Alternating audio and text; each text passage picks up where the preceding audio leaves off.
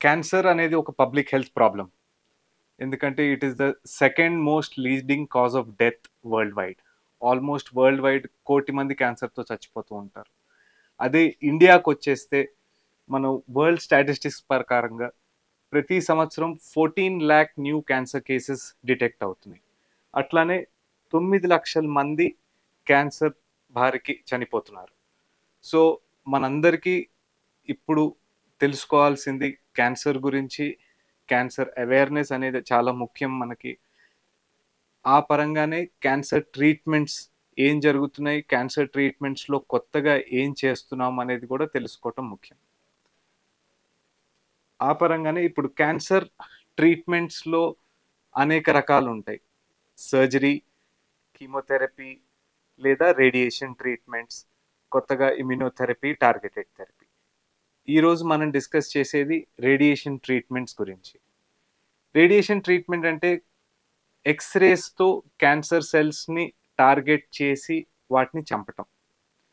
So ట్రెడిషనల్గా radiation treatments plan చేసినప్పుడు cancer stage బట్టి, దానికి ఉన్న స్ప్రెడ్ బట్టి ఏ రకంగా రేడియేషన్ ఇద్దామని నిర్ధారిస్తాం.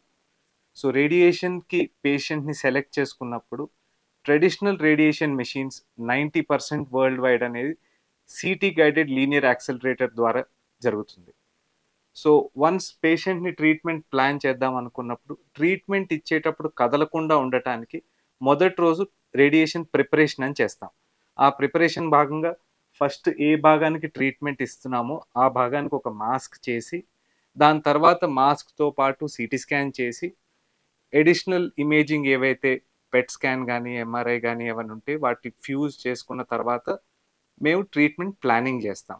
ఏ భాగానికి రేడియేషన్ ఇవ్వాలి, ఏ భాగానికి రేడియేషన్ ఇవ్వకూడదు అని. ఈ ప్లానింగ్ అంతా అయిపోయాక పేషెంట్ని పిలిపించుకునే హాస్పిటల్కి అప్పుడు ట్రీట్మెంట్ ఇస్తాం. ఈ ట్రీట్మెంట్ ఇచ్చే క్రమేణలో సిటీ గైడెడ్ లీనియర్ యాక్సెలరేటర్ అనేది most common treatment machine world wide. ఆ ట్రీట్మెంట్ మెషిన్లో ట్రీట్మెంట్ ఇచ్చే భాగం కాకుండా దానికి ఒక సిటీ స్కాన్ అటాచ్ అయ్యి ఉంటుంది. ఈ సిటీ స్కానర్ ఏం చేస్తుందంటే పేషెంట్ ట్రీట్మెంట్ కౌచ్ మీద పడుకున్నప్పుడు ఒక సిటీ స్కాన్ తీసి ఏ ఏరియాకి మనం ట్రీట్మెంట్ ఇద్దాం అనుకుంటున్నామో ఆ ఏరియా ఎగ్జాక్ట్గా మ్యాచ్ అవుతుందా లేదా అని చూసుకుని ట్రీట్మెంట్ డెలివరీ చేస్తుంది. This is standard world wide. So ఈరోజు మనం మాట్లాడుకోబోయే ఇన్నోవేటివ్ న్యూ టెక్నాలజీ రేడియేషన్ ట్రీట్మెంట్లో ఎంఆర్ లినాక్. సో ఈ మెషిన్లో రేడియేషన్ ఇచ్చే ఏరియా కాకుండా, సిటీ స్కాన్ కాకుండా it is integrated with 1.5 Tesla MRI. So మనందరికీ తెలుసు సిటీ స్కాన్ కన్నా ఎంఆర్ఐలో ట్యూమర్ యొక్క ఇమేజ్ క్వాలిటీ చాలా మెరుగ్గా ఉంటుంది.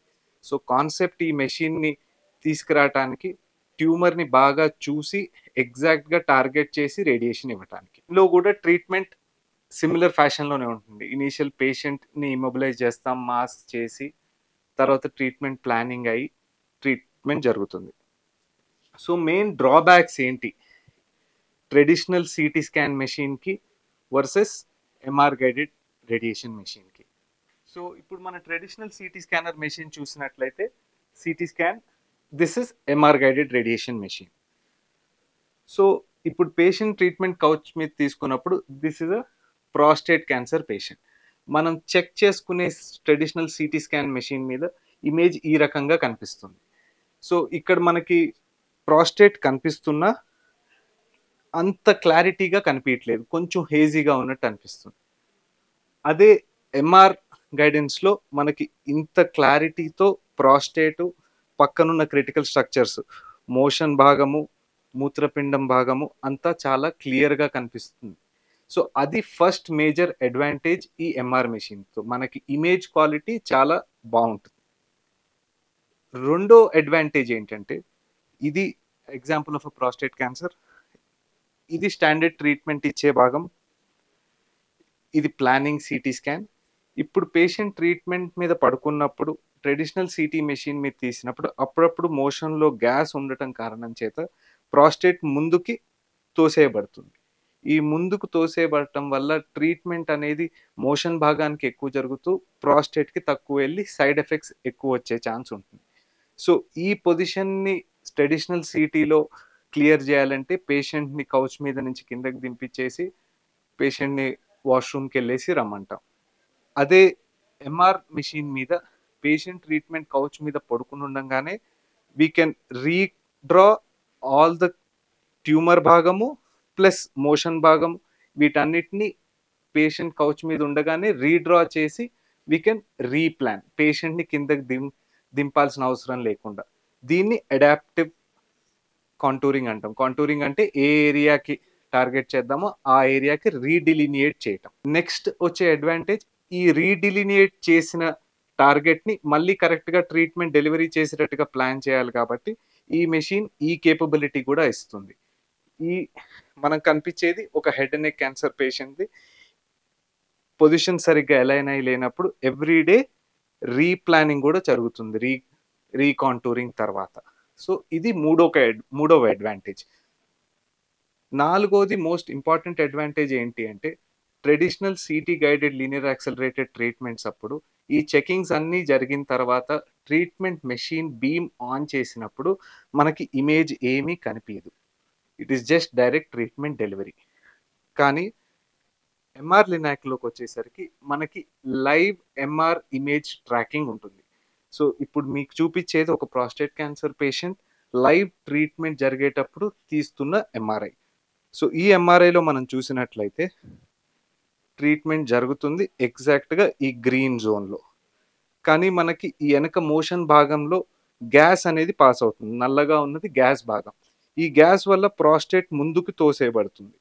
సో ఈ ముందుకు తోసేయబడటం వల్ల మన టార్గెట్ అనేది ట్రీట్మెంట్ నుంచి మిస్ అవుతుంది. సో ఇట్లాంటి అన్అవాయిడబుల్ సిచ్యువేషన్ ఉన్నప్పుడు మెషిన్ ఆటోమేటిక్గా ట్రీట్మెంట్ని ఆపేస్తుంది. సో ఈ యొక్క అడిషనల్ సేఫ్టీ మెజర్ కూడా ఎంఆర్ లినాక్లో ఉంటుంది. అండ్ లాస్ట్ బెనిఫిట్, బాగా కనిపిస్తుంది, ఇమేజింగ్ క్వాలిటీ బాగుంది, కాంటూర్స్ చేంజ్ చేయొచ్చు, ఎవ్రీడే రీప్లాన్ చేయొచ్చు, ట్రీట్మెంట్ ఇచ్చేటప్పుడు కనిపిస్తుంది. సో ఇన్ని బెటర్ క్వాలిటీస్ ఉండేసరికి ట్రెడిషనల్గా మనం సిటీ మెషిన్స్లో ఇచ్చేటప్పుడు ట్యూమర్ కాకుండా ఒక అడిషనల్ సేఫ్టీ మార్జిన్ అనేది ఇస్తాం. ఈ అడిషనల్ సేఫ్టీ మార్జిన్ అన్నోన్ ఎర్రర్స్కి వీటికి అకౌంట్ చేయడానికి తీసుకుంటాం. సో సిటీ దాని మెషిన్లో ఇన్ని అడ్వాంటేజెస్ లేవు కాబట్టి ఈ ట్రీట్మెంట్ మార్జిన్స్ అనేవి కొంచెం పెద్దగా ఇస్తాం. వేరేజ్ ఎంఆర్లో ట్రీట్మెంట్ చేసేటప్పుడు మనకి ఇన్ని అడ్వాంటేజెస్ ఉన్నాయి కాబట్టి మన సేఫ్టీ మార్జిన్స్ కూడా చాలా తక్కువగా ఇచ్చేటట్టుగా చూసుకుని, ఇప్పుడు ఈ కేసులో చూసినట్టయితే హార్డ్లీ 2 to 3 mm మాత్రమే ఇచ్చాం సేఫ్టీ మార్జిన్స్. సో దానివల్ల ఛాన్స్ ఆఫ్ సైడ్ ఎఫెక్ట్స్ తక్కువ అవుతాయి, అవసరమైన భాగానికి ఫుల్ రేడియేషన్ డోస్ వచ్చినట్టు ఉంటుంది. సో ఇవన్నీ ఎంఆర్ లినాక్ యొక్క అడ్వాంటేజెస్. ఇన్ని అడ్వాంటేజెస్ ఉండటం వల్ల మనకి బాగా కనిపించటం వల్ల ట్రీట్మెంట్ కౌచ్ మీద చేంజ్ చేయటం వల్ల ట్రీట్మెంట్ డెసిషన్ని ట్రెడిషనల్గా రేడియేషన్ ట్రీట్మెంట్ అనేది మోస్ట్ కామన్గా కన్వెన్షనల్ రేడియేషన్ అంటాం. 25 to 30 days వరకు డెలివరీ అవుతుంది. సో ఇప్పుడు ఈ 25 to 30 డేస్లో డెలివరీ అయ్యే రేడియేషన్ డోస్ని 5 daysలో అంటే ఎవ్రీడే హై డోస్ ట్రీట్మెంట్ ఇచ్చుకునే కేపబిలిటీ కూడా ఈ ట్రీట్మెంట్ మెషిన్కి ఇంకా బెటర్గా ఉంటుంది. ఇంకో ముఖ్యమైన అడ్వాంటేజ్, ఇప్పుడు హాట్ రీసెర్చ్ టాపిక్ ఏంటి అంటే ఒక ట్యూమర్ గడ్డ లోపల కూడా అనేక రకాల జోన్స్ ఉండొచ్చు. కొన్ని భాగాల్లో ట్యూమర్ సెల్స్ ఎక్కువగా పెరిగే జోన్ ఉండొచ్చు. ఆ ఎంటైర్ ట్యూమర్ గడ్డ లోపల కొన్ని భాగాలకి ఎక్కువ బ్లడ్ సప్లై వెళ్ళి ఆ భాగం ఎక్కువ తొందరగా పెరిగే ఛాన్స్ ఉండొచ్చు.